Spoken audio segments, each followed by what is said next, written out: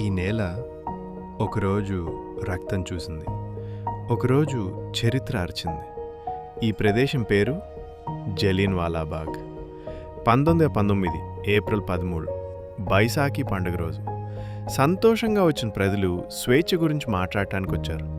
ఎవరి చేతుల్లో ఆయుధాలు లేవు, ఎవరి మనసుల్లో హింస లేదు. కానీ వాళ్ళకి తెలీదు ఇక్కడి నుంచి అందరూ తిరిగి వెళ్ళరని.